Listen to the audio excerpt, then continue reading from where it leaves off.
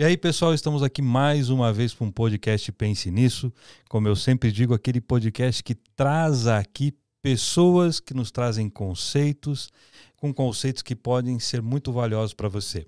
Tanto de vida, de empreendedorismo, a gente traz também assuntos que são diversos para você aprender. Em resumo, é assim, esse podcast é para você aprender, ter um pouco mais de conhecimento, bem bacana. Se você observar aí pela câmera, já está vendo algumas coisas em cima aqui do balcão, né, da nossa mesa, já vou explicar para vocês o que é.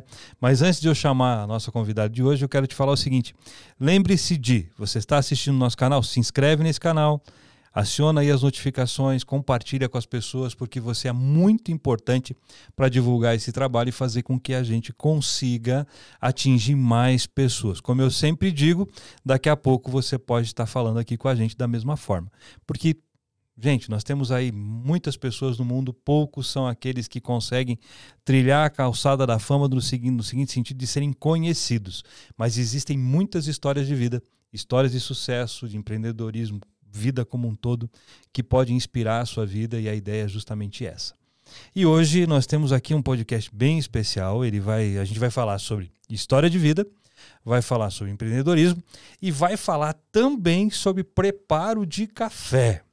E não é qualquer café, são cafés especiais. Não é café gourmet, está um nível acima. Vai vendo como é que é o negócio. E para isso, a gente trouxe aqui hoje uma pessoa aqui de Curitiba, né, que não é, na verdade, ela não é de Curitiba, ela mora em Curitiba, que é a Estela Cotes. Né, Estela? Como é que você está? Muito obrigada pelo convite, Silmar. Obrigada, é um prazer estar aqui. A Estela, para vocês terem uma ideia, ela é campeã brasileira de preparo de café. Você sabia que existia isso, não? Então, ela é campeã de preparo de café, é empresária, né, jornalista, teve empresa de conteúdo digital, teve empresa de conteúdo com relação à marca. Hoje tem uma empresa com café aqui que ela vai falar um pouco para nós sobre, que é maravilhoso. Você não tem noção do espaço que ela tem.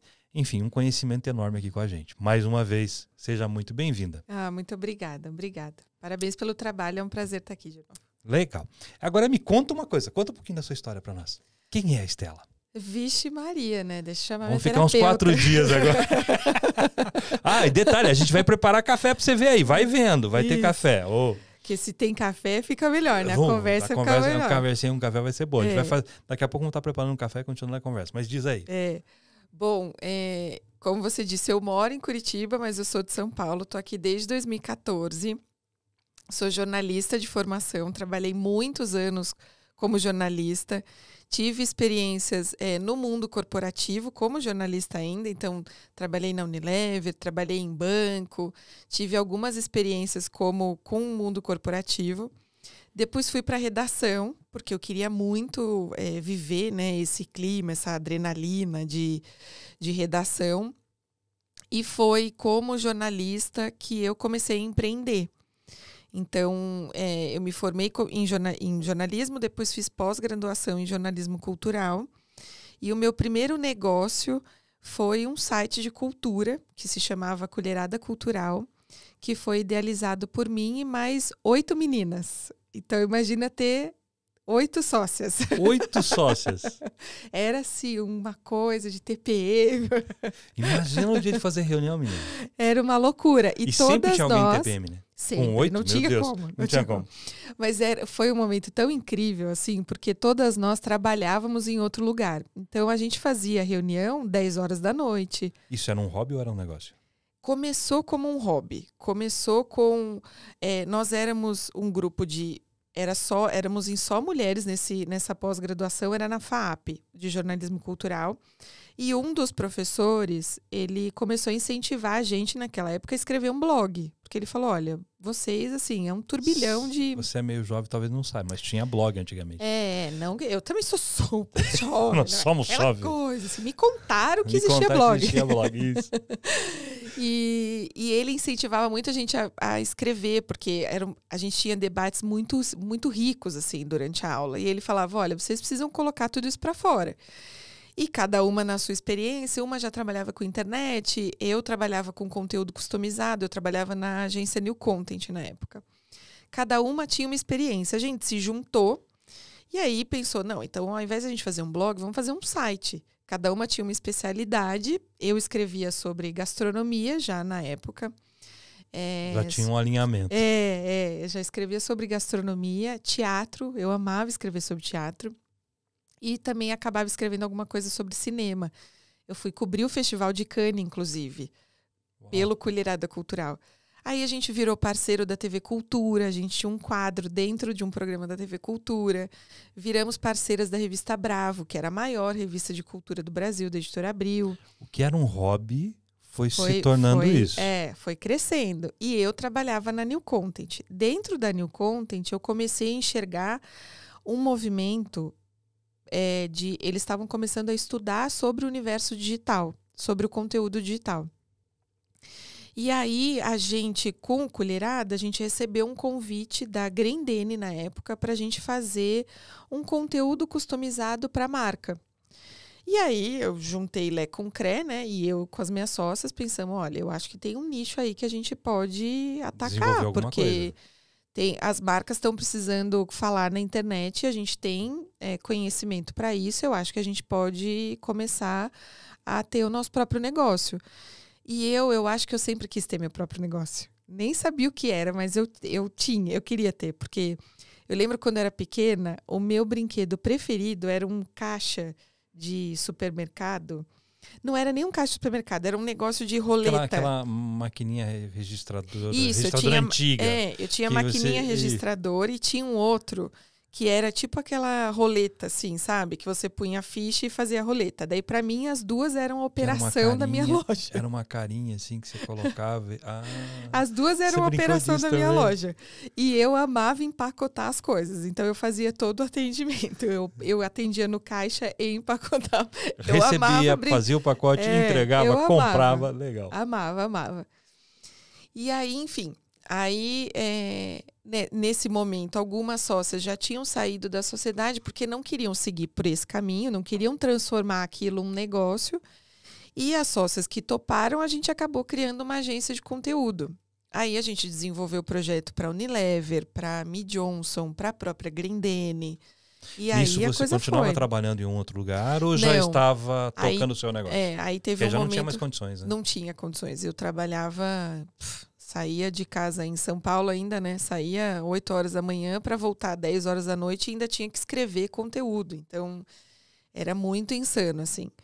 E aí chegou o momento que eu tive que escolher, aí eu falei, não, agora eu vou me jogar para ter o meu próprio negócio. E a gente acho que foram quase 4 anos de agência. E aí eu comecei, ainda dentro da agência, a trabalhar com um café especial, meio que fazendo assessoria de imprensa. E aí depois, em 2014, né, eu virei sócia do Léo Moço, que era meu marido na época, e vim para Curitiba, porque a gente tinha aberto a nossa primeira loja, o Barista Coffee Bar, que tinha 18 metros quadrados. Era uma loja que em 2014... só vendia café. A gente não vendia mais nada. Era uma portinha que só vendia café. Isso em 2014. E, enfim, o conceito foi... E aí você deixou a agência? Então, aí assim, tem um meio do caminho, né? Pois é, porque você não veio de lá e tuf pra cá, Não foi. Você meio que fez híbrido esse negócio. E aí vem a maternidade, né? Porque nesse meio do caminho, eu queria muito tocar as duas coisas. Só que eu já estava com o pé em Curitiba, eu ia muito para São Paulo.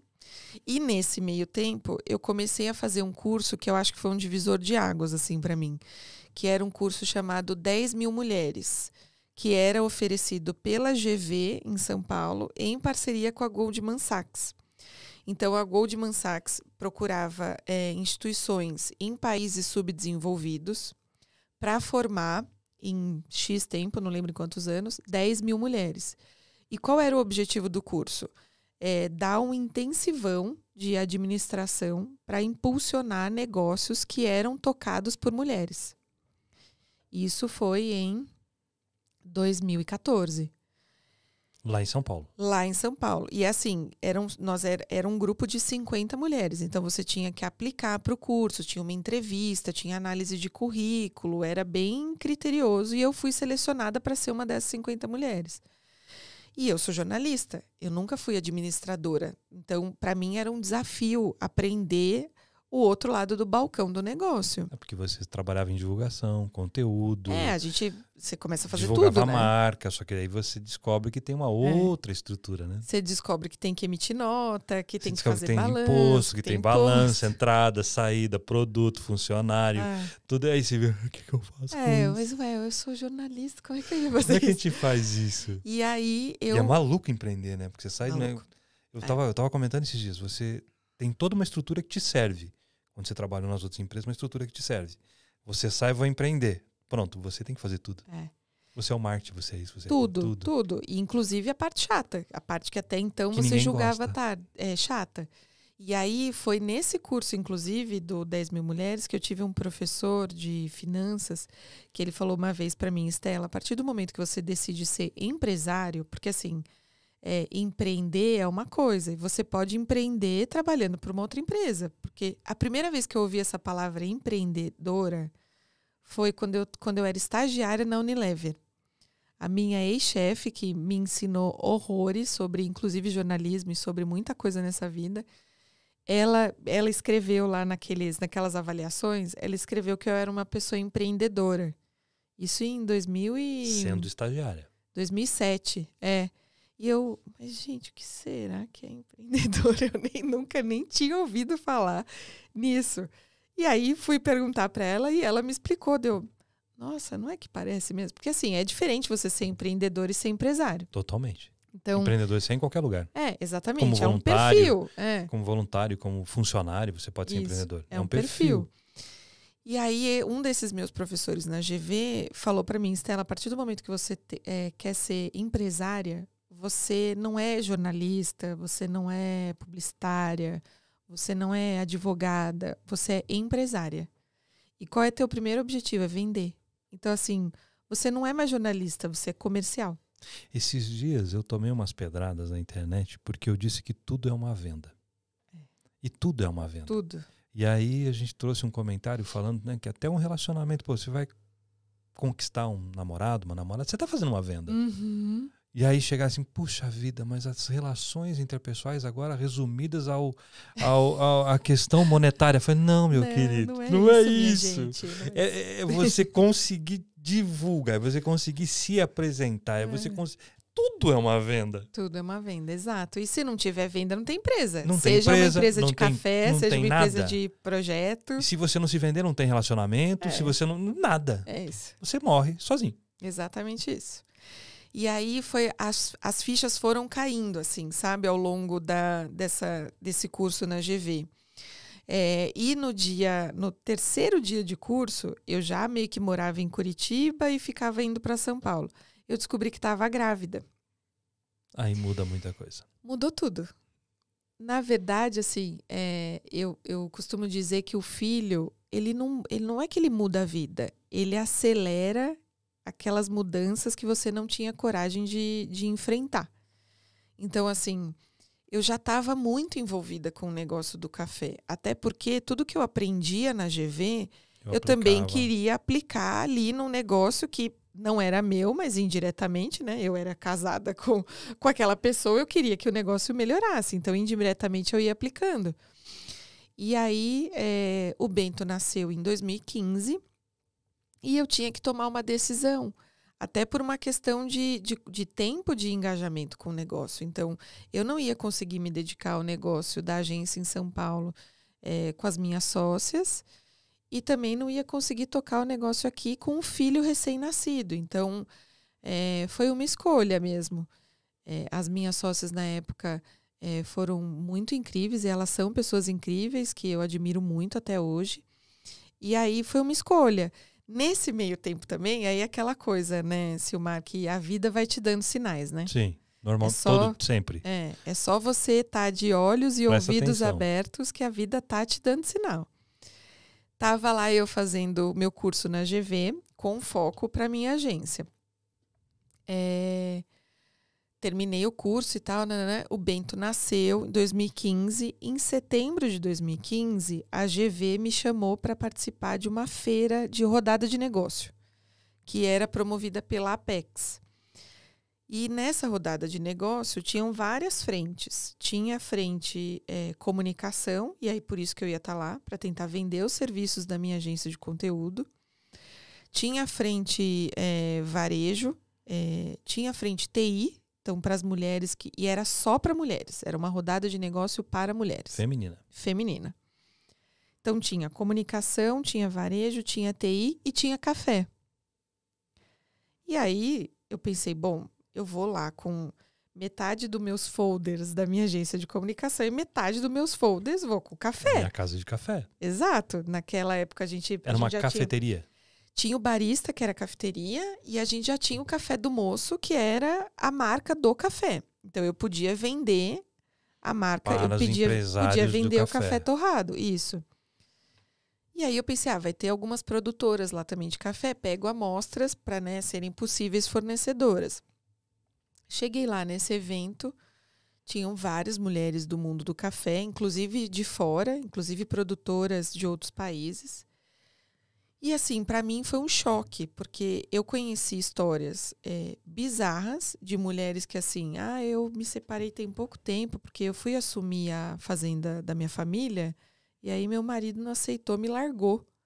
E eu pensava, mas gente, é século XVIII? Ou é século... Não sei, estou bem perdida. E aí comecei a conhecer, tinha uma presidente da IWCA Brasil, que é a International Women Coffee Association. Caramba! Tava lá, e a gente tem uma IWCA no Brasil. Conversei com ela, e eu, muito curiosa, né, e perguntadeira, como diria o Bento... Como boa jornalista. O Bento sempre fala que eu era perguntadeira. Fui querer ouvir a história dessas mulheres. E aí, imagina, tinha mulher produtora de café da África. Felicíssima, porque era a primeira vez que ela podia viajar e dizer que ela era dona das terras dela. Porque até então ela nunca pôde fazer isso. Porque lá na Etiópia, ela tem que ter um gerente e o dono da fazenda é o gerente, não é ela. Porque se ela dissesse que era ela, ninguém ia comprar o café dela. E eu, assim, chocada. Histórias chocantes mesmo. Chocada. E eu pensando, como é que faz isso? Como é que pode isso a essa hora, em 2015? Alguém tem que falar dessas mulheres. Voltei com milhares de amostras de café na minha mala. Conversei com o Leonardo na época e falei, olha, tô achando um absurdo. Como é que pode essas mulheres estarem nesse nível na indústria do café? Não pode... E aí ele falou, por que você não participa do campeonato de Brewers, que é o campeonato de preparo de café? Nessa época eu ajudava ele, né, na loja, então eu já sabia a extração e tal, trabalhava ali já, né, como barista. E eu não gosto desse negócio de competir, sou libriana, né? Não gosto de competir e tal, não quero. Não, mas não precisa ir competir. Vai lá falar dessas mulheres. Você leva o café... Ninguém nunca falou dessas mulheres numa apresentação de campeonato. Vai lá e fale você. E aí, aquela coisa de jornalista, né? Que jornalista, quando a gente se forma, o que a gente acha? Que a gente vai mudar o mundo, Vai mudar o mundo. Não, a maioria acha isso. Não é só quando jornalista. Quando a gente acorda... Você descobre que não é bem assim. Que não é, tá muito longe de ser isso, mas que né? a gente pode transformar o nosso entorno. Para transformar o mundo, a gente pode. Isso. E aí você vai entender o porquê que eu caí nessa cilada. Você pode mudar o entorno. Você não muda o mundo, mas que através de você, você traz mudança, você traz. É nisso que eu acredito e é para isso que serve esse podcast. Isso. É muito exatamente bem. isso. É para isso que serve esse podcast. E aí eu falei, quer saber? Eu vou lá, então. Talvez com essa mentalidade aí. Eu vou, para algumas pessoas eu vou contar que existem mulheres produzindo café, torrando café, trabalhando com café. Tá 10. Tá maravilhoso. Fui lá, fiz a minha apresentação. A minha apresentação trazia um blend dessa mulher da Etiópia, que para mim foi uma história muito forte, com um café da Miriam, que é uma produtora aqui do Brasil, de Minas. Para quem não sabe o que é blend, que talvez alguém esteja vendo o blend. O que é o uma blend? mistura. É uma mistura do café da Etiópia com o café de Minas. Isso. Porque às vezes a pessoa que não sabe. Exatamente. É que você é especialista. É muito comum pra gente, né? Mas, enfim, e a gente fala achando que todo mundo sabe. Né? E aí, era essa mistura do café dessa produtora da Etiópia com o café da Miriam, que é uma produtora daqui de Minas, uma produtora de café orgânico, que inclusive hoje ela é presidente da IWCA aqui no Brasil. E aí fui lá eu fazer minha apresentação. Onde era? os campeonatos eram sempre durante a SIC, a Semana Internacional do Café, que acontece todo ano, ali em novembro, lá em Belo Horizonte. Então, era durante a Semana Internacional do Café, em Belo Horizonte. O Bento tinha 7 meses, foi comigo, minha mãe foi comigo, eu amamentava ainda. Olha então, entre só. uma coisa e outra, eu tinha que garantir o cappuccino dele. E aí, fiz a minha primeira apresentação, e são 2 etapas, né? Então, na primeira, todo mundo se apresenta, aí tem as avaliações e 6 pessoas vão para a final. Fiz a minha primeira apresentação, feliz, porque consegui terminar e tal. Cheguei lá. Era a primeira vez que eu participava. Daí, quando veio a seletiva, você foi para a final. Daí eu já, meu Deus do céu, e agora? O que eu vou fazer? Que eu fui para a final morrendo de medo. Quando eu fui para fazer a segunda apresentação na final, na plateia, a plateia estava abarrotada de mulheres. Abarrotada. Ou seja, a sua intenção já estava atingida. Porque uma foi falando para outra, que foi falando para outra, que foi falando para outra. Olha, tem uma barista lá que está falando das mulheres produtoras. E aí apareceram várias mulheres lá. Quando eu terminei a minha apresentação, o Bento estava lá na plateia e tal. Daí você dá uma entrevista. E aí, quando acabou a entrevista, mas muitas mulheres vieram me abraçar, algumas chorando até. Tinha uma mulher grávida, que eu lembro que era do Café das Amoras, grávida, e também veio, me abraçou. E elas falavam, Estela, ninguém nunca falou da gente. Ninguém nunca deu visibilidade pra gente. Ninguém nunca falou que a gente existe. E aí, a minha sensação era essa. Putz, mas era isso que eu sempre quis fazer na minha vida. Cara, meu olho já encheu d'água, mulher. Porque, cara, se não for isso... Eu sempre digo, a gente nasceu pra abençoar as pessoas, cara. Isso é uma forma de abençoar. Então, eu me senti... Pra mim foi uma satisfação tão enorme que eu me senti assim, bom, eu consegui dar voz pra quem tá lutando tanto. E aí, eu venci o campeonato. E que era uma coisa que eu jamais ia imaginar na minha vida, que eu ia um dia participar de campeonato, quiçá ganhar o campeonato. E aí, quando eu fui para Dublin no ano seguinte representar o Brasil nessa categoria do Brewers. Mas aí eu vi que eu já estava com uns 2 pés no mundo do café, sabe? Não tinha o que fazer mais, né? Não tinha o que fazer. Esse meu professor da GV, ele falava, Estela, você já está completamente envolvida com esse negócio. Você só ainda não admitiu por alguma coisa. Mas quando cair a tua ficha, você vai entender que aqui é o teu lugar, é para cá que você quer ir. E aí, em 2016, eu falei, não, tá. Porque nessa época, eu ainda fazia algumas coisas de assessoria de imprensa aqui em Curitiba. Porque eu não queria admitir 100% que eu tinha que estar lá no negócio e tal. Aquele medo, né? Mas se eu for pra lá e o negócio não der certo, eu tô aqui com aquilo que tá pronto. Como é que eu vou me desprender disso? Exatamente. Existe uma coisa bem interessante. Eu gosto muito de utilizar a Bíblia, né? Uhum. Tem um versículo que diz assim, deixe as coisas velhas para trás, né? As coisas velhas que para trás ficam. Tudo se fez novo. E aí você descobriu uma novidade, mas ainda queria carregar o peso do velho atrás. Exatamente, porque eu acho que é a insegurança, né? O medo do novo. É o medo do Tudo novo. Que a gente vai fazer de Todo novo mundo tem esse dá medo.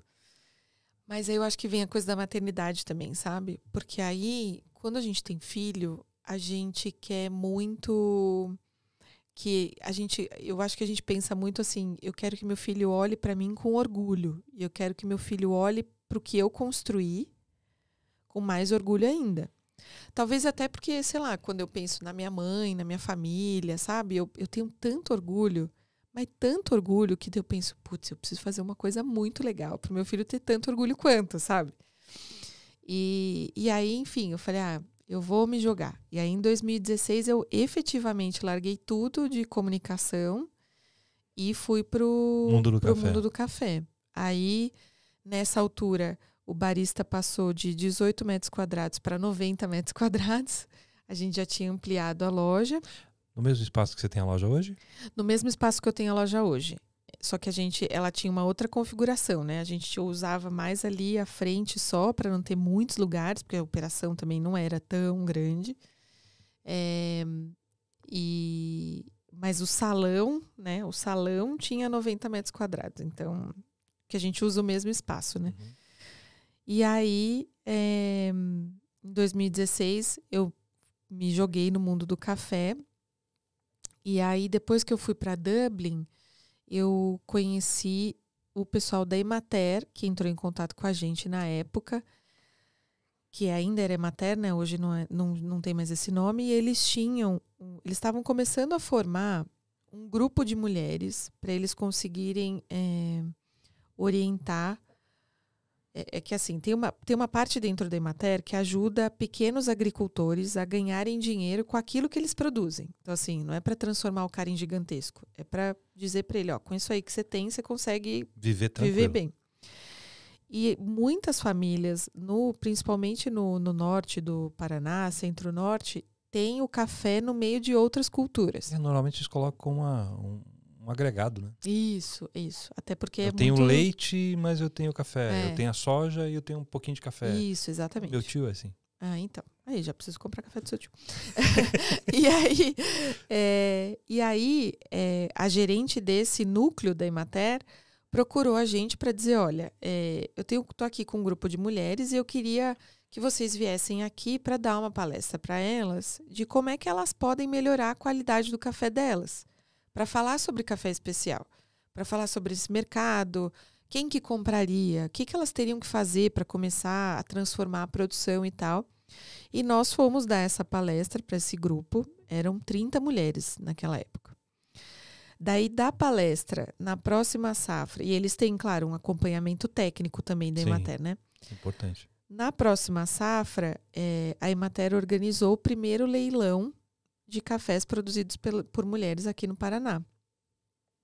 E a gente se sentiu mais do que na obrigação de participar desse leilão. Arrematamos 5 lotes do leilão, sendo que um deles entrou para a história como o café mais caro do Paraná. A gente comprou 30 quilos por R$ 3.500. 30 quilos de café por R$ 3.500. Que café era esse, mulher? Era um café incrível, produzido por uma produtora chamada Ana Maria, que ela tinha arrendado uma parte do sítio onde ela trabalhava. Então, ela era empregada desse sítio onde ela trabalhava. E aí ela começou a participar desses projetos da Emater e chegou para o patrão dela e falou, olha, posso aplicar aqui numa parte isso que estão me ensinando na Emater para a gente ver se dá certo? E aí o patrão dela falou, pode, claro, se você está estudando, pode. Que história legal. E aí ele deixou, ela aplicou, fez, acho que na época não tinha tido nem 60 quilos, eu acho, desse lote. E o café ficou incrível. Ficou um café com perfil floral, que jamais você diria que é um café do Paraná. E aí a gente arrematou 5 lotes e eu lancei o Café das Moças na época, que era essa edição especial. Tinha uma aquarela, tudo era feito por moço, você o Café das Moças. E tudo era feito por mulher. Então, assim, a designer que fez a lata da embalagem era mulher. Aí eu chamei uma artista que fazia aquarela para fazer a aquarela do rosto dessas mulheres. Cara, tudo começou para participar num campeonato, para falar sobre a menina que você conheceu. E aí da Etiópia. Vendo. E olha onde já tá. Muito bem, vamos lá. Senta que lá vai a história. E eu falei. Não, tô percebendo. Eu vou falar. E aí, lancei o Café das Moças. Foi um projeto muito incrível. A gente ganhou uma repercussão, de novo, nacional com o projeto. Saiu em muitos lugares. E a gente encorajou outras mulheres a continuar produzindo. Tanto que, assim, eu viajava, né, pelo interior, Minas, Espírito Santo, ou até em feira, assim, toda vez que eu cruzava com algum grupo de mulheres, elas falavam assim, olha, meu sonho é ter meu rosto na latinha lá. E eu pensava, bom, se o sonho dela é esse, ela vai perseguir esse sonho, ela vai melhorar e vai continuar engajada no projeto dela. Olha que interessante o que você está falando, né, Estela? É impressionante como a capacidade de realização que o ser humano tem. Você chega e diz assim, cara, que história incrível. Você se compadece dessa história e diz assim, eu não posso ficar em silêncio. Uhum. Aí disso, você diz, não, eu vou falar. Mas, cara, ideia legal de você participar lá do campeonato de café.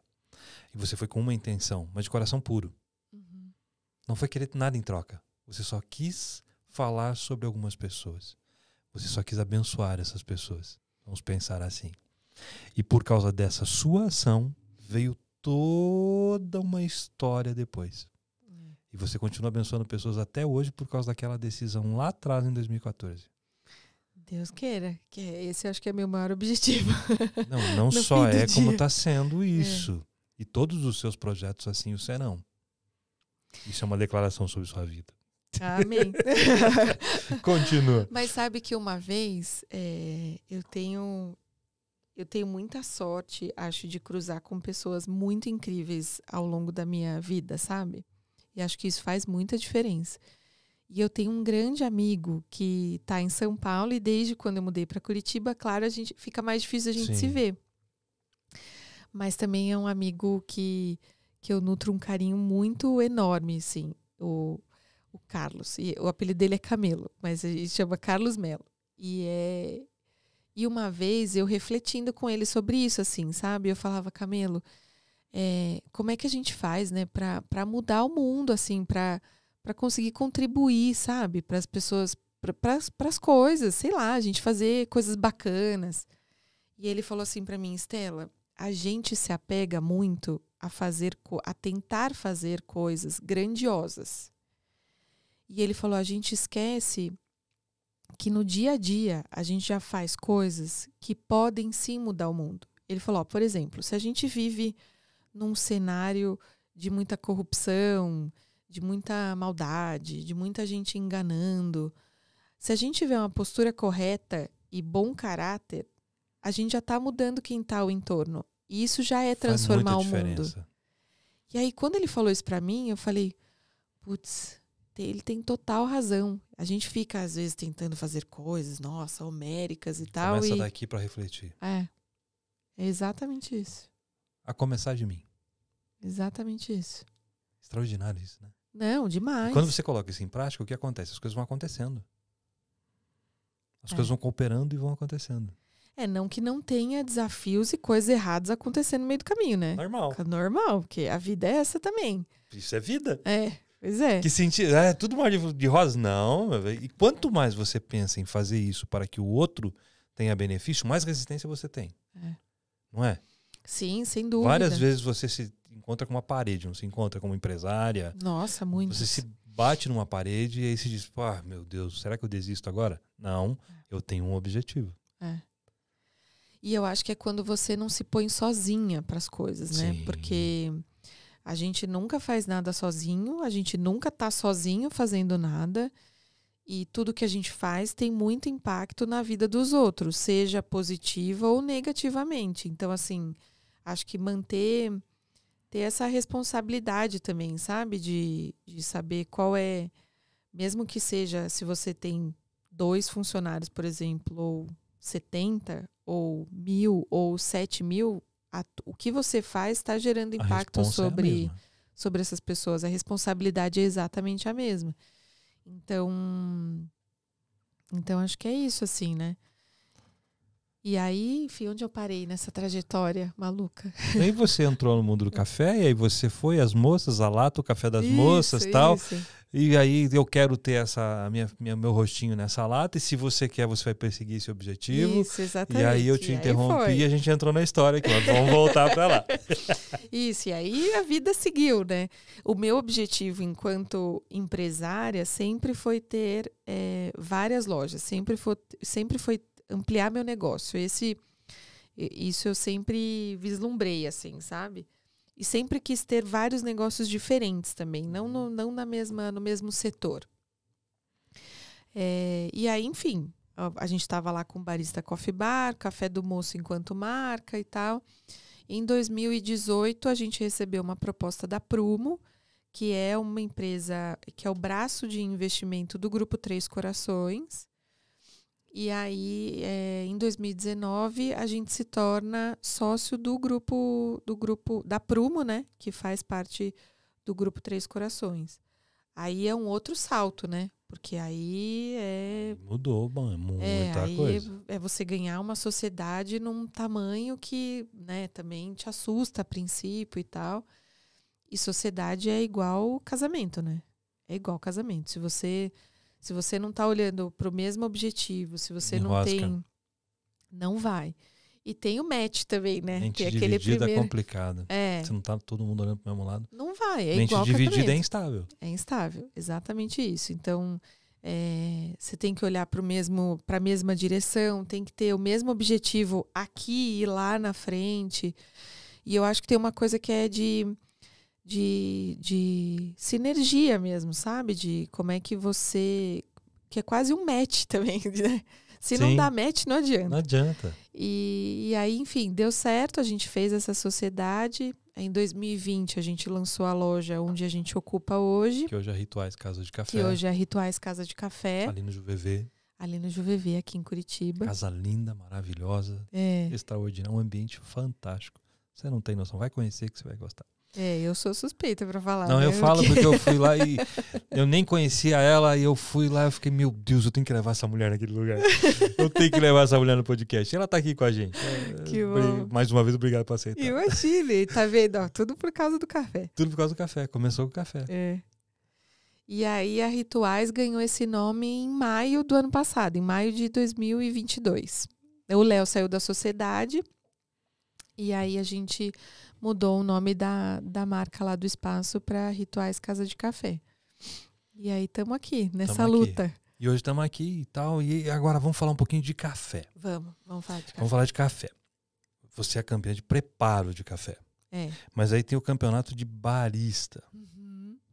Que diferença é essa para quem é leigo total em café, assim? Tá. O que é isso?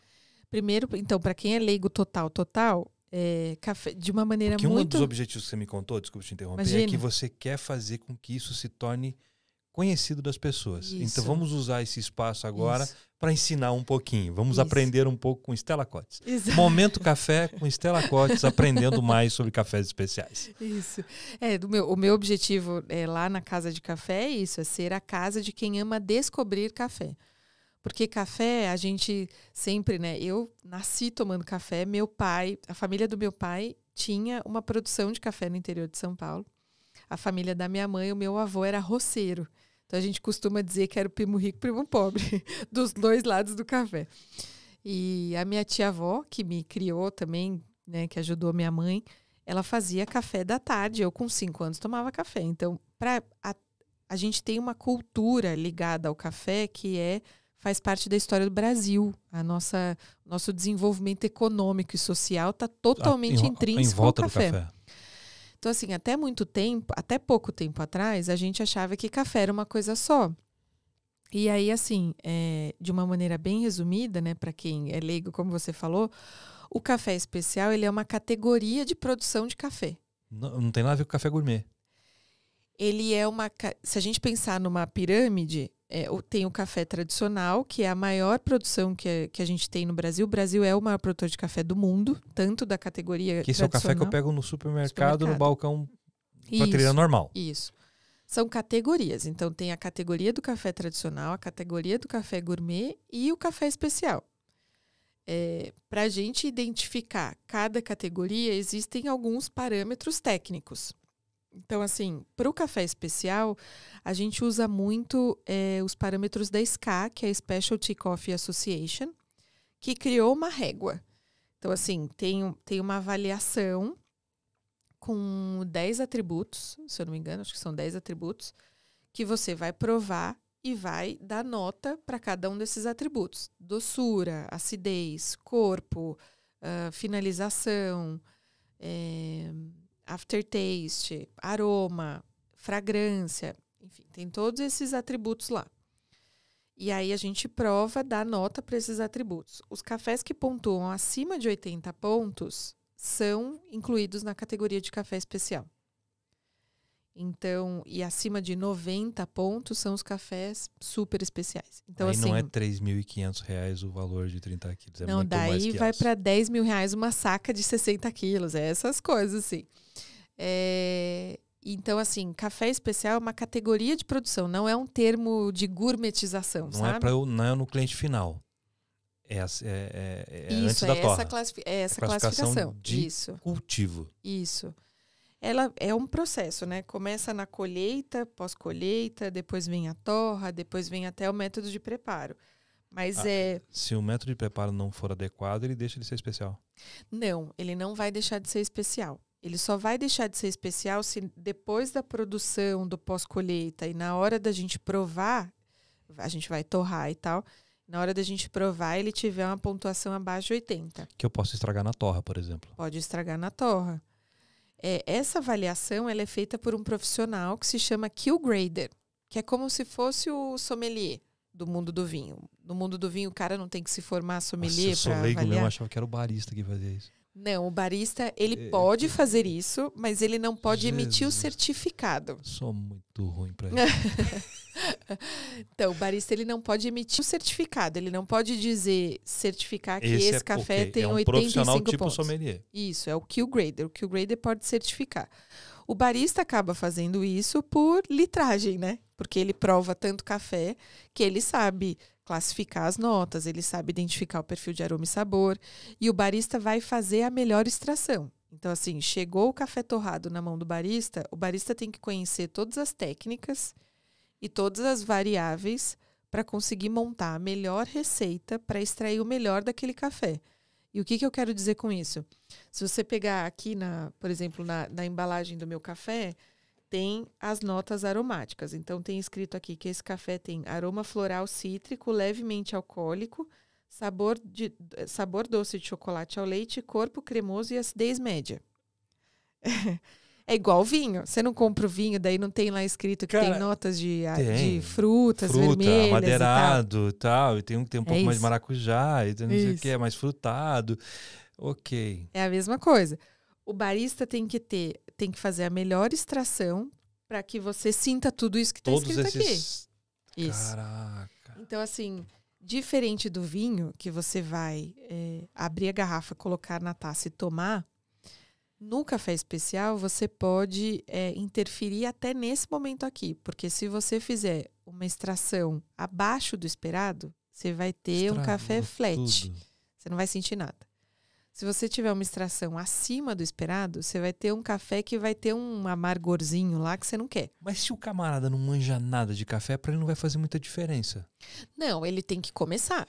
Então, assim, eu também, até, antes de começar a trabalhar com café especial, eu só tomava um tipo de café. E colocava açúcar, inclusive.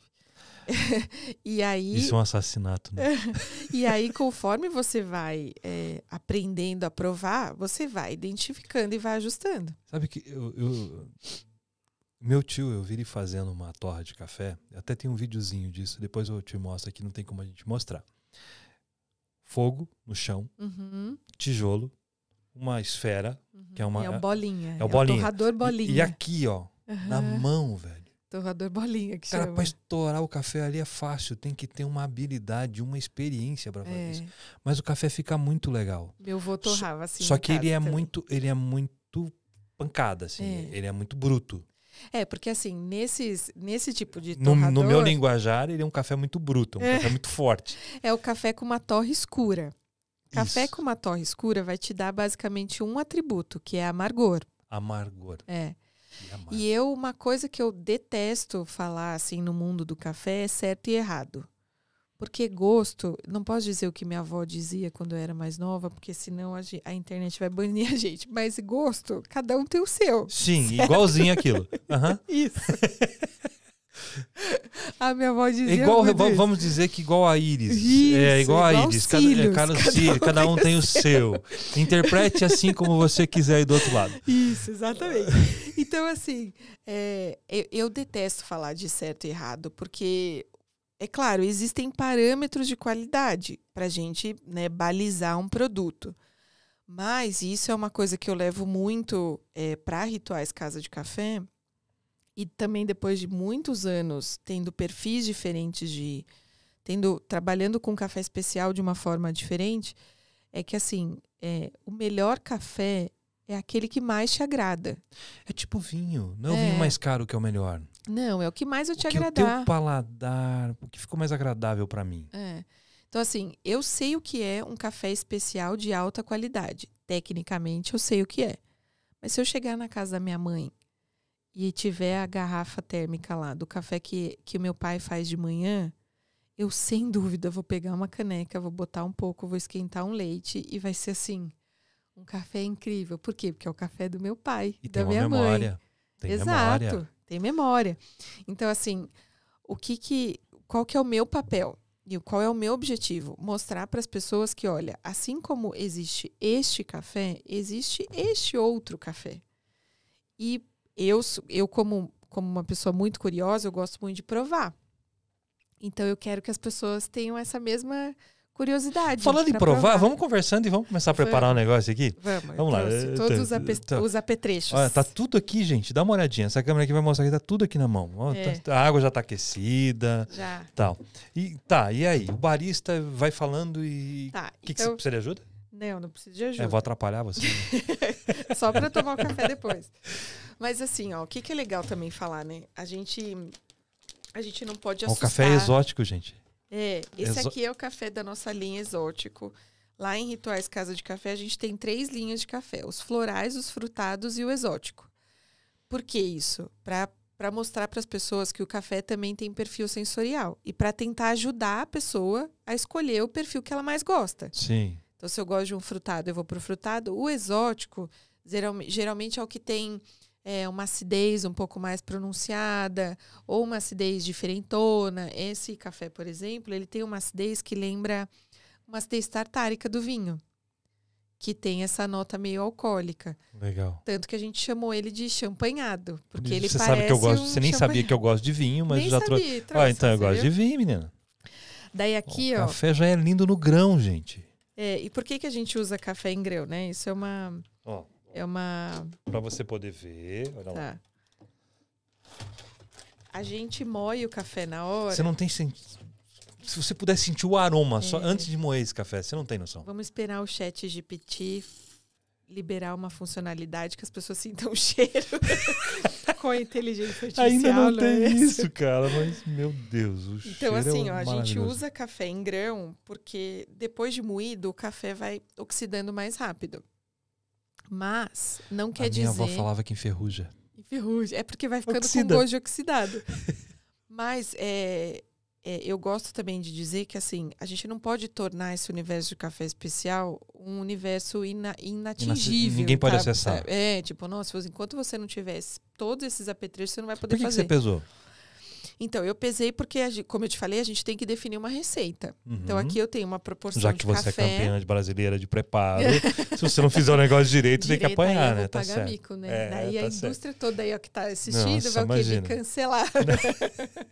Então, você pesou... Eu pesei porque é isso, a gente tem uma proporção de café para a proporção de água e é essa receita que a gente vai, né, extrair o melhor que a gente quer daquele café. Legal. Vou moer na hora, porque é isso, a gente quer... Mas então, esse parênteses que eu estava falando do moído. Existem cafés no mercado que eu digo, no mercado em geral, né? No e-commerce e tal, que você vai receber moído na tua casa. Quer dizer que o café vai estar ruim no dia seguinte? Não quer dizer. Até porque hoje existem muitas tecnologias de invase, isso, que vai garantir. Então, assim... Primeiro passo é começar por um café bom. Escolhe um café diferente do que você está acostumado a provar, para você sentir, entendeu? E aí depois, com o tempo, se você curtir, você vai comprando os apetrechos todos.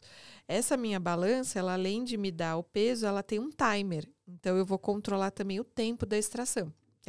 Agora vai fazer um barulho, né? Que ótimo, mas eu quero esse barulho. Ela perguntou, será que vai poder fazer barulho? Vamos moer o café antes? Eu falei, não, moe tudo na hora. Vamos fazer tudo legal.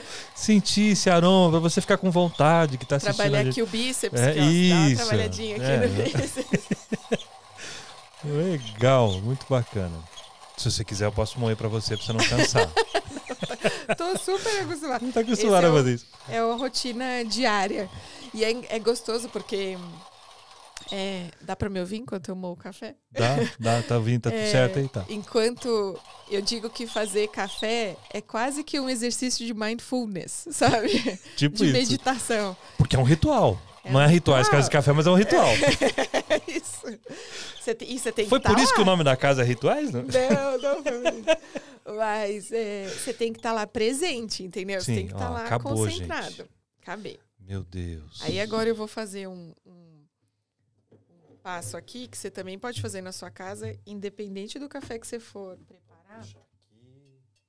Ó, eu tenho uma chaleira aqui. Já tá aquecido esse café. Água. Isso, já tá a 92 graus. Isso? A gente escalda o filtro para tirar o gosto residual de papel. Então, assim... Isso atrapalha também. O papel tem gosto. E aí, quando você vai preparar o café, se você não fizer esse processo, ele vai ter um sabor residual de papel que a gente não quer. Certo? Como auxiliar, tô me dando bem. Então, aqui, ó. Então, toma aqui, auxiliar esse. Muito bem. Esse aqui veio pra cá. Vai usar mais, não? Não, esse não. Esse aqui vem pro lado. Daí aqui, vamos... Eu achei que você não ia pedir pra fazer isso. Gente. Esse tem um sabor, esse aroma, tem um aroma de chocolate ao leite muito forte. De ganache. Ganache. Exatamente, eu tava do lado ali. Meu Deus. Daí aqui, ó. Fazer café sentado é uma novidade. É a primeira vez que faz na vida. Mas, ó, o que eu geralmente faço? Eu faço uma pré-infusão, né, que a gente chama. Eu não tô enxergando aqui, hein? Espero tá que eu tudo esteja fazendo certo. Você quer levantar um pouquinho, ficar em silêncio e levantar para ter certeza? Deixa eu ver, peraí. Não, tá indo. Tá indo? A pré-infusão, ela vai começar a despertar, digamos assim, o café. Você vai começar a fazer uma... O café. O café é cheio de compostos voláteis químicos, né? E são esses compostos que vão dar essas notas sensoriais. Então, assim, dependendo da temperatura da água que eu colocar, dependendo da quantidade, o tempo de pré-infusão, dependendo do movimento que eu faço, eu vou extrair coisas diferentes. Aí aqui eu já fiz a pré-infusão, agora eu vou levantar. Gente, o aroma é maravilhoso. Vocês não têm noção. Theo. Tá muito bom. Tá difícil o negócio, Theo. Theo do céu. Tem até a canequinha aqui, ó. Pensa. Aí eu vou fazer coloquei mais um tanto de água, mais um ataque, né, que a gente fala. Aí eu vou esperar mais um pouquinho. O nome é ataque. A gente fala primeiro ataque, segundo ataque, terceiro ataque. E... A coloração do café, quanto mais claro, não quer dizer que ele é o mais fraco. Tem a ver o quê? Tem a ver com o perfil de torra. Com o perfil de torra. Por isso que o escuro que você falou, daquilo que a gente torra na bolinha, ele fica escuraço, parece escuro. Uma tinta. Vai depender da cor do... Tanto que porque esse aqui tá um marrom... se você for olhar aqui, ó. Não sei se dá pra galera ver aí. Gente.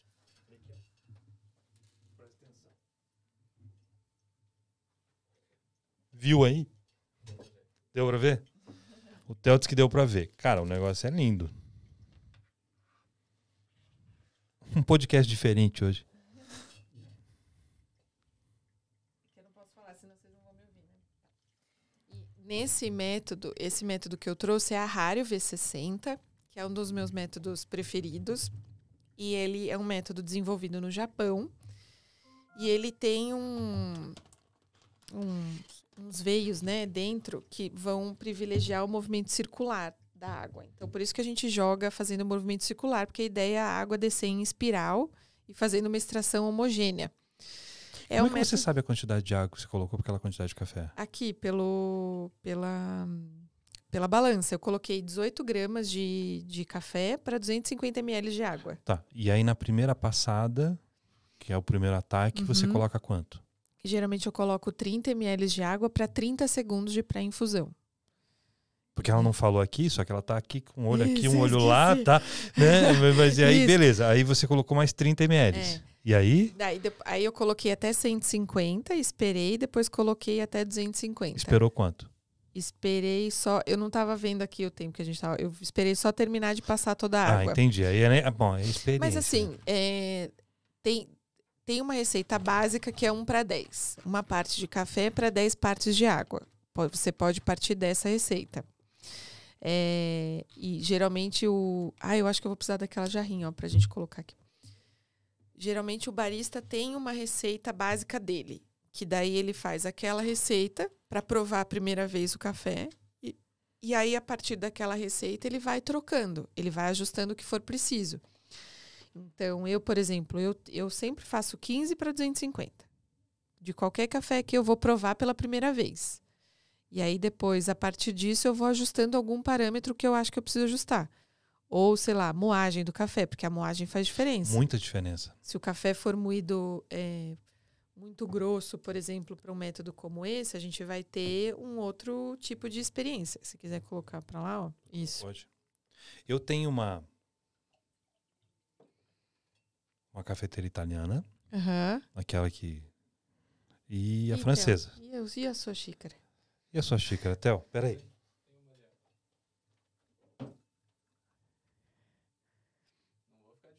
Não, gente, não pode. Senão dá ruim, né?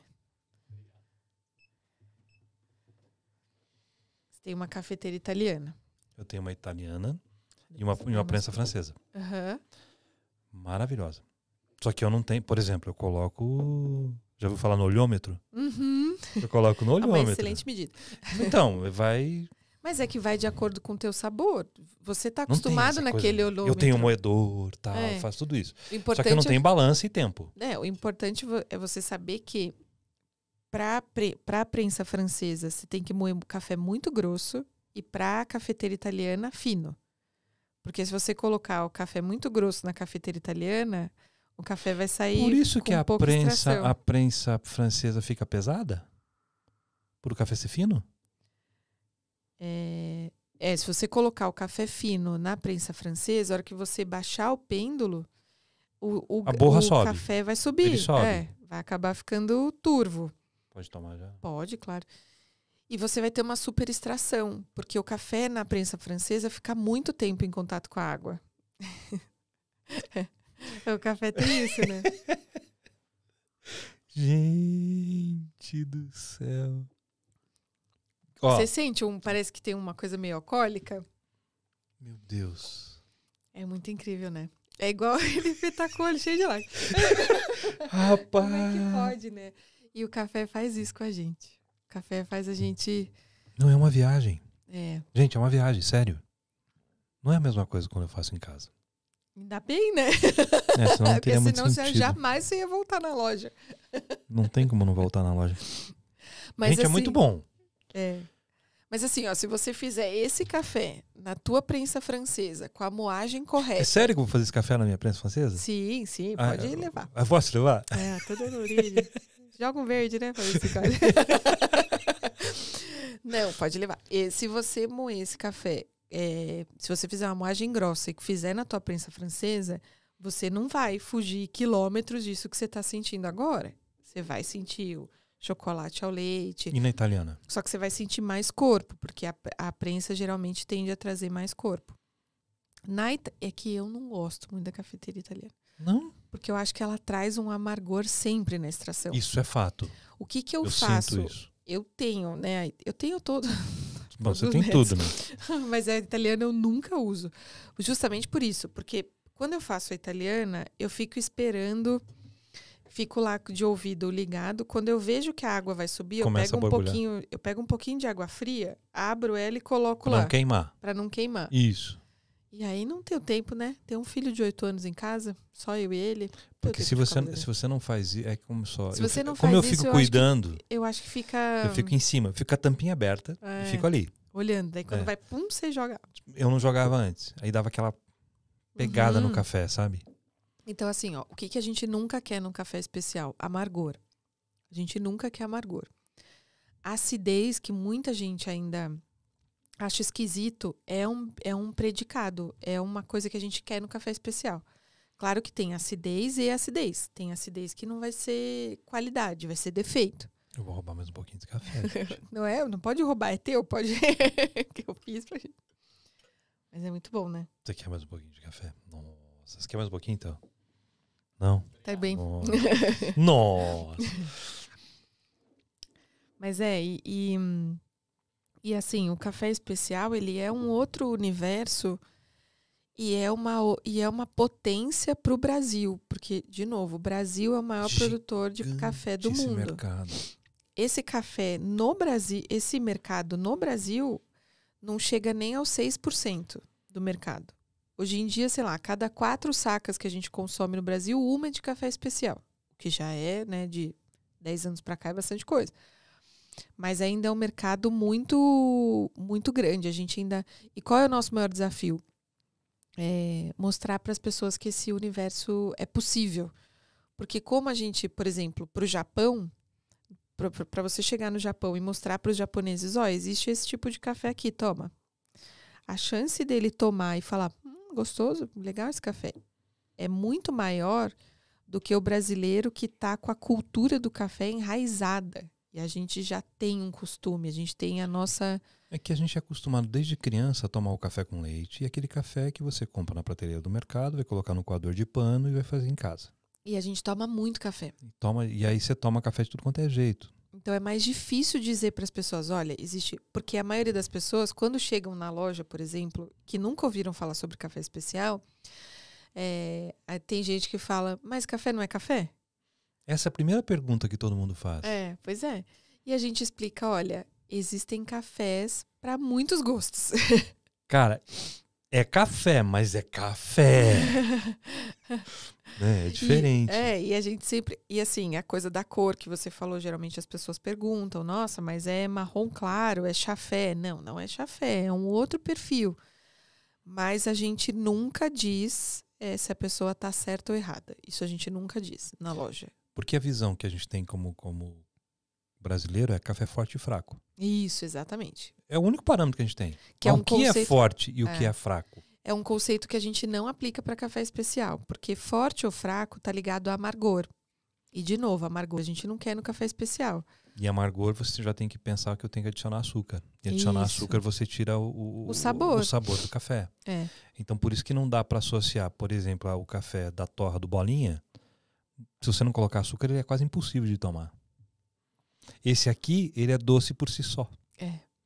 Não, e conforme você deixa ele esfriar, você vai ver, depois você vai tomar esse aqui que já esfriou mais um pouco. Você vai ver como a acidez faz puff. A acidez cresce, assim, sabe? A acidez fica mais acentuada, ela fica com mais essa nota quase pro alcoólico, um tartárico, fica muito mais interessante. Tanto que no campeonato, a gente descreve o café quente, morno e frio. Porque conforme ele vai esfriando, ele vai ter nuances. Ele pode ou evoluir ou... Quando eu olho para o vinho, eu deixo ele aberto, eu coloco num decanter, por exemplo, o oxigênio faz ele mudar, não muda a composição, mas muda aroma, muda sabor, muda um monte de coisa. Exatamente. O quente, morno e frio no café faz o mesmo efeito de eu deixar um vinho no decanter, por exemplo. Exatamente. Você vai ver fato de que o pessoal acha que é frescura, dá aquela mexida na taça, mas na verdade não é. Você está aerando o vinho. Você está oxigenando ele para você mudar o sabor. E muda. Muda. De uma maneira impressionante, muda. É verdade. O café também. Se você deixar ele esfriar aqui um pouquinho, você vai ver. Daqui um pouco a gente vai fazer um podcast numa adega. E vamos mesmo, já está marcado um podcast numa adega para falar justamente sobre vinho e trazer esse mundo. Bem legal. Não, e tem muitos paralelos. Dá para fazer muitos paralelos com o mundo do vinho. Até a gente usa no café uma roda de aroma e sabor para a gente classificar. Essa roda de aroma e sabor do café, ela foi inspirada na roda de aroma e sabor do vinho. Tem, inclusive, um método de fermentação do vinho que foi trazido para o mundo do café.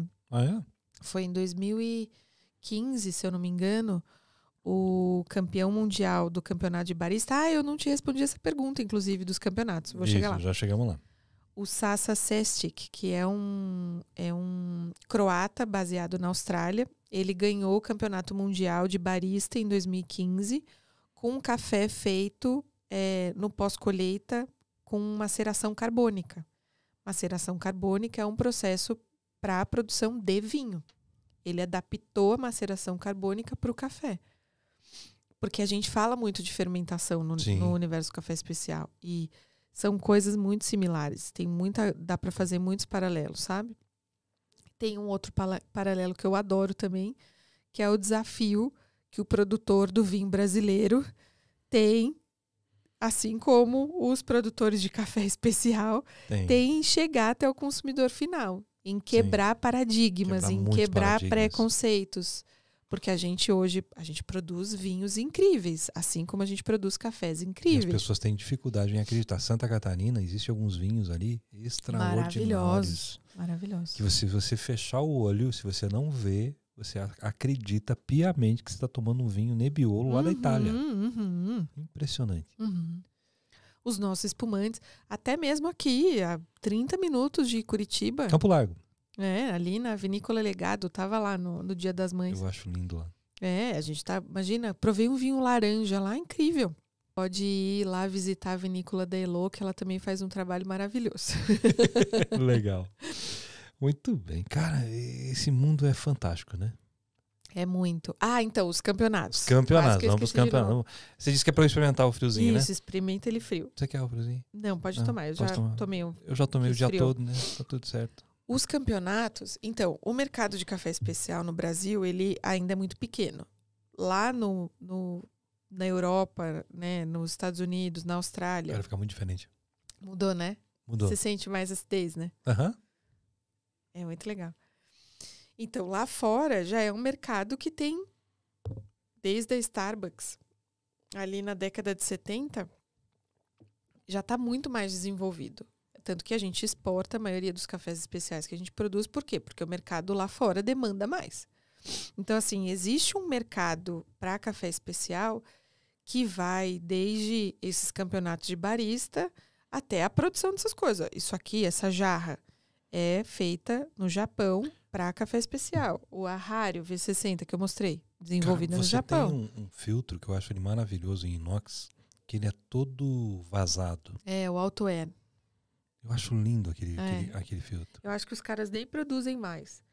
Mas, assim, existe um mercado de desenvolvimento de tecnologia para a extração do café que também é enorme lá fora. Essa balança, por exemplo, parece um time capsule da Apple, não parece? Parece. É que ela tem o cronômetro e o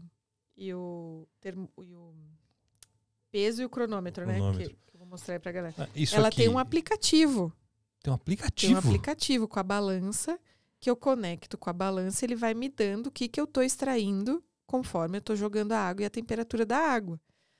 Tudo bem, em casa você não precisa ter tudo isso, tá? Não, isso aqui é só o extremo da tecnologia, para quem é profissional. Ela é profissa da área, então você pode tentar em casa que não vai ter nenhum problema. Em casa você compra aquela balança de R$20, vai estar sucesso já, e vai usar na cozinha, vai ser horrores. É ótimo. Tem chaleira, por exemplo. Essa chaleira é uma chaleira onde eu escolho aqui a temperatura e ela fica mantendo a temperatura de acordo com o que eu escolhi. Ela tem um formato, né, um bico de cisne que a gente fala, de ganso, e para eu conseguir jogar a água com uma performance melhor. Para poder fazer aquela distribuição e tal. Então, assim, existe um mercado dentro do universo de café especial que é muito rico e que gera e movimenta muito dinheiro. Os campeonatos é uma parte desse mercado. Então, assim, existem 4 categorias. Campeonato de barista, campeonato de brewers, que é esse que eu participei, que é de preparo manual. O campeonato de coffee and good spirits, que é de drinks com café. E o campeonato de latte art. Tem um 5º também, que é o campeonato de torra. Latte art são os desenhos que você faz na xícara. Isso. Na xícara não, né? No conteúdo. Você faz com o café lá numa xícara maior. Cada um desses campeonatos, eles acontecem nos países, e aí cada país manda o seu representante para o Mundial. O Mundial acontece uma vez por ano. É uma Copa do Mundo. É uma Copa do Mundo do Café Especial. E assim, movimenta milhares de dólares. E para variar, os asiáticos dominam o mercado, porque eles têm muito dinheiro para investir, muito dinheiro para tecnologia e tudo mais. E aí, todo ano tem num país diferente. Então, eu já fui para Itália em campeonato mundial, eu já fui para Irlanda, eu já fui para Coreia, já fui para... De jornalista para o mundo do café e para o mundo mesmo. Para o mundo mesmo. E olha que eu já viajava como jornalista, porque eu era repórter da revista Datan. Então eu já viajei, o vinho brasileiro, por exemplo, conheci como jornalista, porque eu fui fazer uma matéria lá no Sul e tomei na fuça, porque eu tinha milhares de preconceitos e cheguei lá. Tem vinho muito bom. E fiquei chocada. Mas é isso. As guinadas. Realmente, você foi para o vida. mundo mesmo, né? Viajou para vários países com relação ao café. Isso. Para estudar, para fazer esse planejamento da loja que você conhece aqui em Curitiba, eu também viajei um bocado. Principalmente ali para os Estados Unidos, que acho que tem as cafeterias mais incríveis, assim, que eu conheço, para estudar um formato, para chegar nesse formato de Rituais Casa de Café. Em resumo, né, para você ser alguém que faça diferença, porque vamos lá, café, em cada esquina tem um lugar que vende café. Hoje, principalmente em Curitiba, é muito legal. Eu lembro que cresceu muito. Eu não era muito ligado nesse negócio de café. Aí uma vez eu fui para Buenos Aires, e aí à tarde a gente sentava para tomar aqueles cafés assim e tal. Cara, eu achei tão legal aquilo. Achei tão bacana. Eu acho que eu quero começar a fazer isso lá no Brasil. E aí comecei a, né? Mas não sou longe de ser um profundo conhecedor. Muito pelo contrário. Eu sou do bolinha. Entendeu? É o amargor. Aqui eu senti uma experiência diferença. Mas eu gosto de tomar um cafezinho. Eu gosto de sentar, tomar um café, ter um tempo. Não é? E, cara, isso proporciona a vida, proporciona um monte de coisa. Só que você consegue chegar ao extremo de experiências extraordinárias. Isso é possível para todo mundo. Sim, claro. Qualquer um. É muita pesquisa, né? Muita pesquisa, muito estudo. E aí, o ponto que eu queria chegar é o seguinte. Cada ponto tem um café, ok. Mas aí você pode se destacar dentro desse universo todo. É o cara que tem um café que é o comum, até você chegar no café especial. E tem mercado para todo mundo. Todo mundo. Qual é a diferença que eu vejo na realidade? É o valor agregado que você entrega quando você começa... Porque, por exemplo, o camarada que produz o café normal, vamos dizer, diga-se normal, aquele que vai para a mesa de todo mundo, ele tem um faturamento em cima da sua produção. E ele consegue produzir uma quantidade. É de batelada. O café especial já não produz tanto assim, né? Sim. A quantidade produzida é muito menor. Menor. E o valor da saca é muito maior. Muito maior. Qual é a diferença? Você pode dizer assim, num café especial comum, não aqueles ultra mega super power. Mas uma saca café produção normal para um especial. Qual é a diferença? Eu vou dizer bem a grosso modo, porque isso varia muito por conta do dólar, né? Sim. Porque os cafés commodities são baseados pela bolsa. Mas só para ter um comparativo, sei lá, se uma saca de um café commodity custa R$400, uma de especial vai custar R$1.500, R$1.800. Olha a diferença. Só que nisso tem todo um estudo empregado. Legal. E aí quando eu for vender esse café, a minha produção na padoca lá na esquina, é uma coisa. Eu tenho um equipamento. Para chegar a vender o café especial, olha o que eu tenho que ter. Então o teu investimento é muito maior. Daí o cara fala assim, nossa, mas R$30 numa xícara de café? Tem todo esse contexto, né? Todo esse conceito. Eu acho que tem... Veja, em 2014 não tinha, sei lá, 3 torrefações em Curitiba.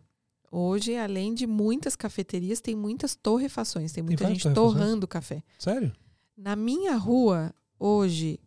que em 2014 só tinha eu de cafeteria, hoje tem eu e mais 3 cafeterias na mesma rua. Mas não com o mesmo potência, com o mesmo padrão. Com perfis diferentes. Perfil, exato. Com perfis diferentes, Mas tem 3 cafeterias na mesma... 4, né? Contando com a minha, 4 cafeterias na mesma rua. Tem na outra quadra do lado da minha, tem uma cafeteria que também torra o seu próprio café. Então, assim... Mas o café especial, ele é um mercado tão pequeno ainda... que eu acho que quanto mais cafeterias abrem, a gente não ganha mais concorrentes, a gente ganha mais visibilidade. Porque é mais gente olhando para aquilo e falando, mas o que é isso? É café especial. E aí, quando você começa, por exemplo, você começa por esse, aí você vai querer conhecer o outro, e você vai querer conhecer o outro, e o outro, e o outro, e o outro. E em cada lugar, você vai ter uma experiência diferente. Por quê? Porque cada lugar tem o seu posicionamento. E uma coisa que eu acho, assim, aí agora falando do ponto de vista de negócio, né? Que você tem que ter um posicionamento muito claro. Sim, se você não tiver um posicionamento, isso é difícil. E ser muito fiel ao seu posicionamento. Então, por exemplo, quando abri o Barista Coffee Bar, o objetivo não era vender comida, só café. Milhares de pessoas entravam. Você tem pão de queijo? Não. Mas e que não tem? Não tem, não vai ter. E aí isso não afetava você, né? Porque você sabia o que você queria. Isso, exatamente. Então, ao mesmo tempo que eu deixava óbvio de ter algumas pessoas lá, eu trazia outras pessoas lá. E eram aquelas outras pessoas que eu queria trazer, de repente, sabe? Então, assim, você tem que ter muito claro o teu objetivo e o teu propósito. Na Rituais, um dos nossos objetivos é trazer o público, trazer mais gente para o universo do café especial. Então, assim, trazer mais gente que, assim como você, por exemplo, nunca tinha provado um café especial, vai ter uma experiência com aquilo e vai, como faz o meu filho, abre um mundo, abre um universo. Abre o mundo.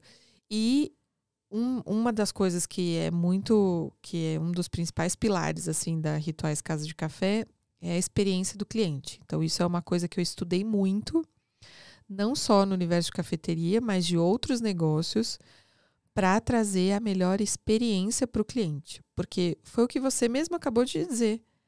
Você não vai tomar um café, você vai parar, você vai descansar, você vai... Então, assim... É além do café. E eu falo muito isso pro meu time. A gente não vende uma xícara de café. A gente vende uma pausa. A gente vende o melhor momento que a pessoa vai poder ter no dia dela. A gente vai vender uma micro sessão de terapia, porque tem gente que vai lá para... Porque é isso, quando a gente vai tomar um café, você chama alguém para tomar um café para contar que você casou, para contar que você separou, que você engravidou, que você mudou de emprego, que você foi demitido, que você foi promovido. E o café tá lá, promovendo aquele momento junto com você. Então, o nosso objetivo é sempre proporcionar o melhor momento daquele momento para a pessoa. Então... Você vende uma experiência. Exatamente. Então, tudo naquela loja foi pensado para isso. Da arquitetura, que era para remeter aos armazéns onde a gente negociava café lá no começo do século, quando a gente começou a vender café. E o Paraná era uma potência do mundo do café. Até, sei lá, até a maneira como você vai ser recebido. Porque o discurso dos meus atendentes tem que estar alinhado com o que eu espero que você tenha de experiência do cliente.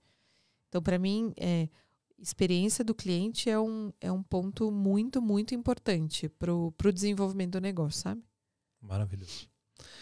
Muito bem, Estela. Acho que a gente pode falar um pouquinho sobre café. Quem sabe um dia a gente faz um negócio lá também. Não é? Eu acho. Cenário bonito a gente tem. Cenário bonito tem. O lugar lá é instagramável pra caramba. Legal. Vamos lá. Pra gente encerrar, assim, falando um pouco do empreendedorismo, daquilo que você aprendeu de jornalista, administração, trabalhar com café e tal. Que mensagem você pode dizer aí pra gente, se quiser falar pra aquela câmera que tá lá, ou pra aquela ali, você que sabe. O que você diria para as pessoas como incentivo, como inspiração, já que você gosta de ser inspiradora? Aliás, existem projetos sobre inspiração que estão nascendo e a gente está dizendo que vai começar rapidinho. Se lascou agora. Me lasquei, agora eu vou ter que tirar mesmo. Agora vai. Empurra. Sabe aquele negócio assim, vai! É isso. Vocês não entenderam, mas logo descobrirão. Não, mas vai nascer, se Deus quiser. Que eu acho que a jornalista nunca deixou de habitar em mim. Isso. Putz. Se perdeu agora. Não, eu acho que assim, uma coisa, quando eu olho para minha trajetória, né, não só de pessoa física, de pessoa jurídica, mas de pessoa física também, que essas duas pessoas são indissociáveis, eu fico pensando muito sobre movimento. Acho que não à toa eu tenho tatuado aqui o símbolo do infinito, que para mim ele não está aqui como símbolo do infinito, ele está aqui como símbolo de continue em movimento. Porque assim, a vida vai te dar milhares de obstáculos. E aí é uma escolha tua. Saber como é que você vai superá-los. Mas o mais importante é que enquanto você está no jogo, você não pare, sabe? Fique em movimento. Você tem que estar em movimento. Então assim, a vida vai lá, vai te dar um tombo. Isso até te emociona? Ah, sim, né? Porque não é fácil. Mas, agora assim, o seu olho está cheio d'água, né? Mas assim, a vida vai lá, vai te dar um tombo, você tem que continuar em movimento para se levantar de novo. Não desista, então assim, continuo em movimento, sempre. E eu ia falar uma outra coisa, eu me perdi. Mas acho que essa coisa do movimento, para mim, é muito forte, sabe? De você... uma coisa que eu ouvi faz pouco tempo, porque acho que da pandemia para cá, o tema autoconhecimento ficou muito forte, né? Fortíssimo. E ficou forte por quê? Porque a gente ganhou tempo. A gente teve tempo para parar e olhar para quem? Para dentro. Pra gente mesmo, porque não podia ir lá para fora, não podia me ocupar com outras coisas, quer dizer, tô eu comigo mesmo aqui. E aí, assim, de 2020 para cá, eu tenho estudado muito sobre isso, sobre autoconhecimento, sobre autodesenvolvimento, acho isso muito poderoso. A gente falou sobre isso, né, que tem que começar da gente para ir para outro lugar. Para fora. E eu acho que eu ouvi esses dias uma coisa de um terapeuta que eu adoro, que é o Rossandro Klinge, que está nas redes sociais e fala muito da Bíblia também. E ele fala assim que a mesma pessoa que te trouxe até aqui é a mesma pessoa que vai te levar onde você quer. Então, assim, se hoje você tá deprimido, tá mal, porque, putz, seu chefe brigou com você, ou porque o teu negócio não vendeu o que tinha que vender esse mês, ou porque, putz, você tá cansado porque você cuida do teu filho sozinha. Ok, você pode ter o seu momento, sabe? Porque a gente também não tem que viver numa... E não tem nenhum problema você ter esse momento. Você não tem que viver numa felicidade tóxica Eterna, também. Não existe isso. Mas a gente tem que ter muito claro isso, que a gente precisa seguir em movimento e que a única pessoa que pode tirar a gente dessa situação... É você mesmo. É a gente mesmo. Ninguém pode fazer isso por você, né? Ninguém. Então, acho que é isso. Quer sair de onde você tá, se tá ruim, é só você que pode te tirar daí. Você pode até ter alguém para conversar, alguém para trocar uma ideia, mas não tem jeito. Eu vi uma frase esses dias que bem interessante. Dizia assim, troque a frase eu não consigo viver sem você por eu consigo viver, mas não quero. Porque a decisão é minha de sair ou não sair. Claro que eu consigo viver sem alguém, consigo viver sem aquele emprego, consigo viver sem aquele... Eu consigo. Só que basta eu decidir que eu quero viver sem isso. Porque às vezes eu não quero me desapegar. E aí, como eu não... Imagina se você não se desapega da tua empresa de marca, de mídia, de desenvolvimento, e você não conseguia desenvolver o café do jeito que desenvolveu. Você se desapegou e foi. Se desapegou dos problemas e foi. Viveu e foi. E tem, aí a gente pode falar uma coisa também sobre escolhas, né? Que assim, a gente faz escolhas o dia inteiro, o tempo todo. E tem hora que a gente acerta e tem hora que a gente erra. Tudo certo. E aí, assim, a gente pode aprender com o que a gente escolheu errado e tá, beleza, não vou cometer aquele erro de novo. Ou a gente pode cair numas de ficar se culpando. Porque, assim, hoje é muito fácil a Estela de hoje, com 37 anos, olhar para a Estela de 25 e falar, putz, eu deveria ter feito...